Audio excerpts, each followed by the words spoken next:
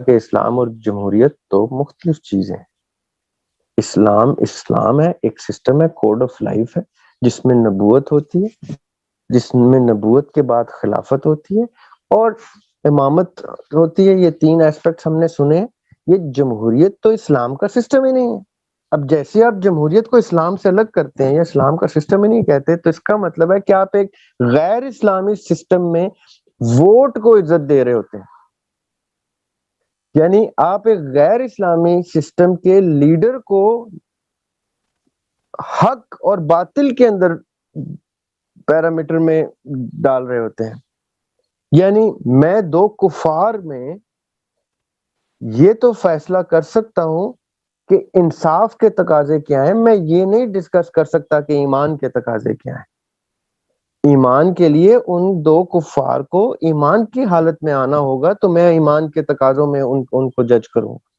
جب وہ ایمان کی ڈیفینیشن پہ پورے نہیں اترتے تو وہ انصاف کی ڈیفینیشن پہ، ایتھکس پہ، میتھمیٹکس پہ، سائنس پہ، بایولوجی پہ، فزکس پہ، کیمسٹری پہ آ سکتے ہیں، وہ اسلامیات پہ نہیں آ سکتے، وہ دینیات میں بھی شاید نہیں آ سکتے، کیونکہ وہ دین سے انحراف کر چکے ہیں۔ اسی طرح جب آپ کا سسٹم خلافت سے ڈیریل ہوا، خلافت سے جدا ہوا، تو وہ ڈیریل ہو کے غیر اسلامی سسٹمز، غیر اسلامی کریشنز اور کریٹیوٹی اور میکنزمز کو ایکوائر کر کے بیٹھا ہوا ہے آج، اور آج 75 سال ہو گئے ہیں، 70+ ہو گئے ہیں کہ جناح کے اس خواب کو، جناح اور اقبال کے ان قربانیوں کو، لاکھوں لوگوں کی جانیں جو انہوں نے دیں، آج 70-75 سال ہو گئے ہیں، کسی بھی آپ کے ایک بھی لیڈر نے نہیں کہا کہ ہم شریعت کا نفاذ کریں گے۔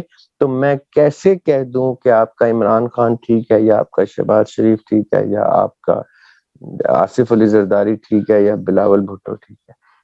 اغلاط میں صحیح نہیں ڈھونڈے جاتے، غلط لوگوں میں صحیح کی نشاندہی نہیں کی جا سکتی۔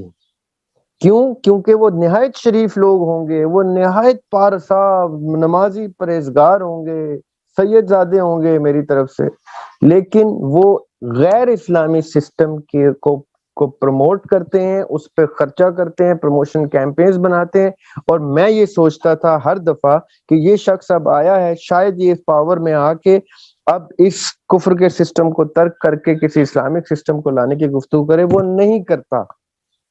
وہ صاف سے صاف ستھرا آدمی بھی ہسٹری کا آیا، اس نے ایسا نہیں کیا، حالانکہ وہ بھی انہیں دو آنکھوں اور دو کانوں والا شخص تھا، جیسے محمد علی جناح تھے۔ محمد علی جناح کے کوئی پر نہیں لگے ہوئے تھے کہ میں کہتا وہ فرشتے تھے۔ محمد علی جناح کی دفعہ کوئی یہ نہیں ہم کہہ سکتے تھے کہ یار وہ تو خلیفہ ہے نہیں، وہ تو امام ہے نہیں، وہ تو نبی ہے نہیں۔ وہ 100 سال پہلے کی بات ہے۔ انہی دنوں میں 1920-22 میں یہ معاملات زندگی ان کے چل رہے تھے کہ بھائی ہمیں اس خطے میں کچھ سسٹم کو چینج کرنا ہے، ایسے کہ مسلمانوں کو ایک ریاست دینی ہے اور ان کو ایبسولوٹ سسٹم آف جسٹس عنایت کر دینا ہے، اور انہوں نے کیا۔ لیکن اللہ تعالیٰ نے ان کو پاس بلا لیا، وہ شہید ہو گئے، قتل کر دیے گئے، مار دیے گئے، جیسے بھی جو بھی جانیں دی ان لوگوں نے۔ آگے جن لوگوں کے ہاتھ میں سسٹم آیا، انہوں نے ان کو ان مغربی غلامی میں جا کے انہوں نے کہا شریعت کو سائڈ پہ کرو، ڈیموکریسی کو لے کے آؤ۔ اب میرے جیسا شخص، میرے جیسے بہت سے اشخاص جب یہ گفتگو سنتے ہیں کہ ظلم کب ہے، ظالم کب ہے، صبر کب ہے، تو ہم یہ سوچتے ہیں کہ بھائی پہلے آپ یہ بتائیں کہ آپ کس سسٹم میں رہتے ہوئے، کس سسٹم کو کن لوگوں سے کی ایگزامپل یہ بھی ٹویٹس چل رہی تھیں اور یہ سب کچھ گفتگو چل رہی تھی کہ یہ کربلا کا منظر ہے۔ کربلا کا منظر اسلامک سسٹم کی ڈیفنس میں کھڑا ہوا تھا۔ کربلا کا سسٹم یہ تھا کہ حضرت امام حسین علیہ السلام نے کہا کہ تم جس سسٹم کو لے کے آ رہے ہو، جس سسٹم کے لیے تم اپنے آپ کو حاکم یا حکمران کہہ رہے ہو، وہ سسٹم میرے نانا کا سسٹم نہیں ہے، وہ میرے والد کے دور تک کا بھی سسٹم نہیں ہے۔ یہ تم سسٹم کہاں سے لائے ہو؟ اس کا کوئی پریسیڈنس نہیں ہے، اس کی کوئی ایگزامپل نہیں ہے، ہینس میں تمہارے سسٹم کے خلاف کھڑا ہوتا ہوں۔ آج تو اسی سسٹم جس کے خلاف حسین کھڑے ہوئے تھے علیہ السلام، اسی سسٹم کی ایک آف شوٹ چل رہی ہے، اور اس میں لوگ اپنے آپ کو حسین کھیل رہے ہیں. نعوذ باللہ، استغفر اللہ. کفر کے سسٹم میں حسین ایگزسٹ نہیں کرتے، کفر کے برابر مقابل کے سسٹم میں حسین ایگزسٹ کرتے ہیں علیہ السلام.